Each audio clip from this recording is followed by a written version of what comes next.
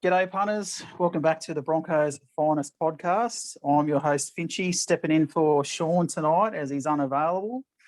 I'm joined by Corky, Aaron, and Lockie. Well, not Aaron anymore, sorry. Just Corky and Lockie. How are we, lads? Yeah, good. How are you? Pretty good. Yes, I guess good. we'll start with our overall thoughts of the game.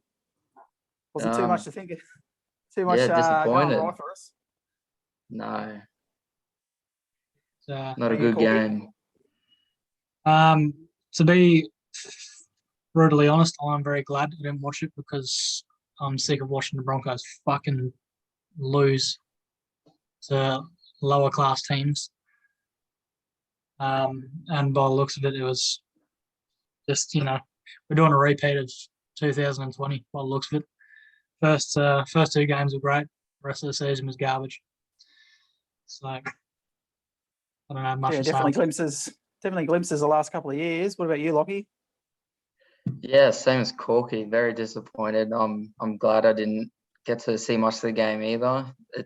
But saying that, it's typical Broncos play the same brand of football that we played for the past couple of years. Just one up the ruck and just boring and not much after that. Like they knew Adam Reynolds was going to be the main man, so they pretty much just had him the whole game. And after that, it's really nothing after Adam Reynolds, to be honest. Yeah, ball control was not there. It was just little stupid things like we'd make a few yards and then we'd either get a penalty or whatever, or get an error in our way, get to the scrum, and then I don't know, we'd do a play and then it wouldn't be on, but they still throw the pass, and then hand the ball over like first tackle or something. There was a couple of sets there where we had 6 agains and lost it pretty much first or second tackle, which was, a bit piss poor, I thought.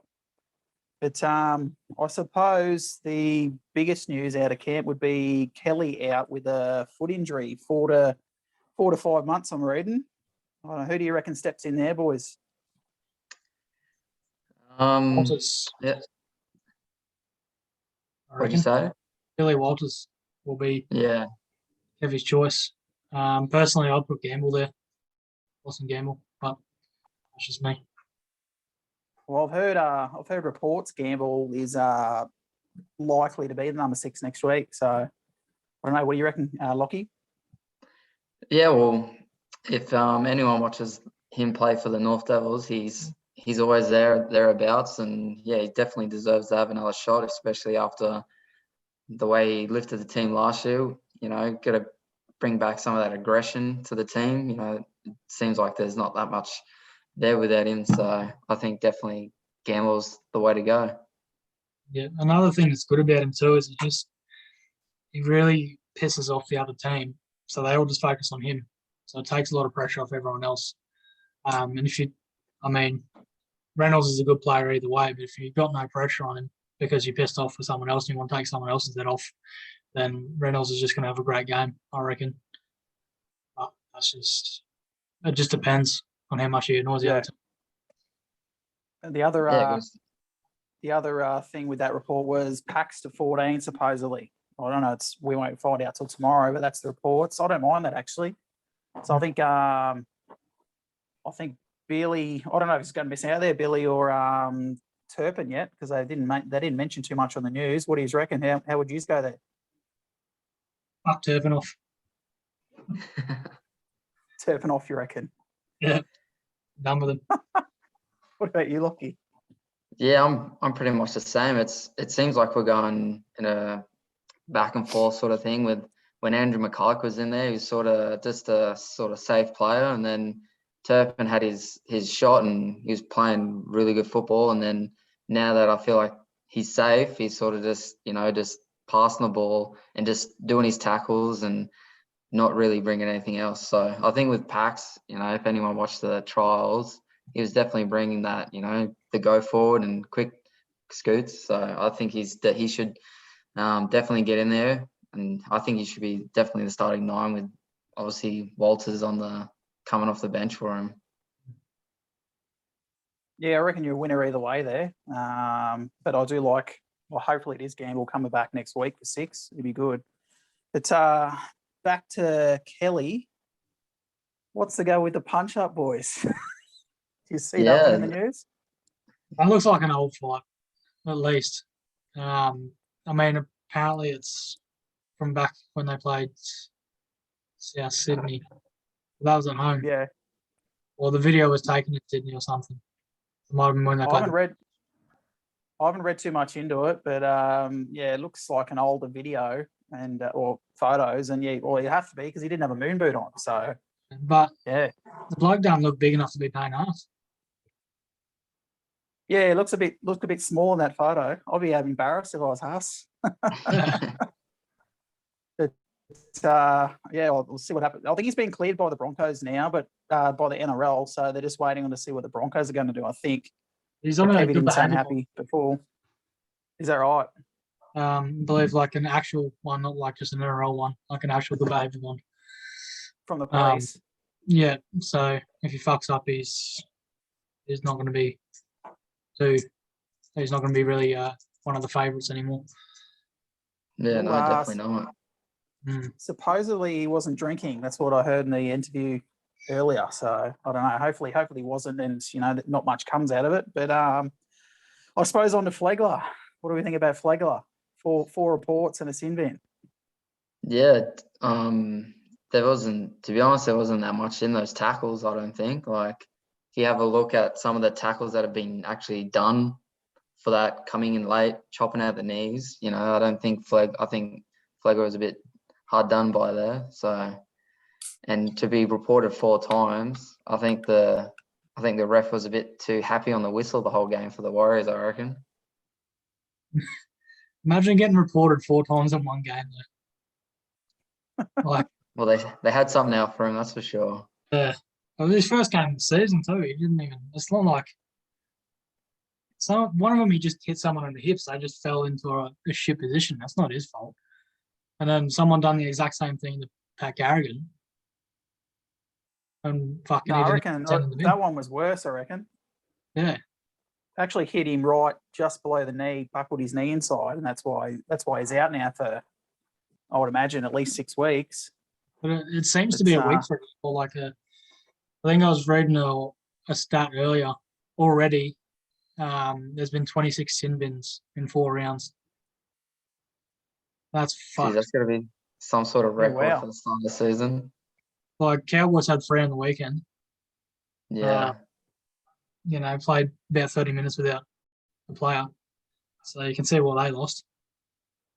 Well, he definitely needs to pull his head in a bit, I think. Otherwise, now he's going to have a target on his back now for the rest of the season. Like, the ref's just going to see him, and then it's going to nitpick everything he does now. It's so stupid because the player can't be themselves on the field because you end up getting a penalty for it or something. Like, you can't be aggressive. You might as well play fucking Oztag with touch. Like, you can't show any passion these days because you just end up sitting on the sideline for weeks. Yeah, exactly. Sometimes you can't even help with the way that some of the tackles, how some players can fall into it or anything like that. So, yeah, I think he's a bit hard done by in that second one. He tackled his hips, and he pushed one way, the other guy pushed the other way. Like, you can't really do much about that. The first one was a bit. Yeah. What was that, Lockie? He sort of just like hit him with the hips, and then he's fallen down into it, sort of thing. And you can't say that there's anything wrong with that tackle. You'd have to fight that one at the judiciary, I reckon. Oh yeah, for sure. But yeah. Look, like, it obviously looked ugly because of the angle and slowing it down. But like, players are taking dives now too. So it's starting to turn into soccer a little bit. Like, it's beginning to become a bit of an art of milking a penalty, getting someone suspended for fucking couple of weeks or sin binned. Yeah, or even even having like a little break as well, getting your team ready for the next set after the penalty, give them a bit of a break, and yeah, it's a bit shit. They all do that with the 6 again, I've noticed. They give that away inside their 40, just let their defensive line get set, but that should be a sin bin. That's a professional foul. Yeah, exactly. And everyone does it. But anyway, enough about Flegler. what do you reckon your biggest concern is going in the Roosters game? Oh, defense. Has to be defense. Yeah, where do you start? Fucking hell. If I was Kevy at the moment, I wouldn't know what to do other than give it an ass reaming. What would your spray be? Fuck, I don't even know. Corgi, assistant no coach of the idea. Reggies. What would your spray be next week, mate? Where's your fucking heart? Where's your ticker? He's played great round 2, round 1, round 2. Played like fucking garbage last week. Played like fucking garbage again this week. Show up, cunts, or you won't have a fucking jersey next week. That'll be my spray.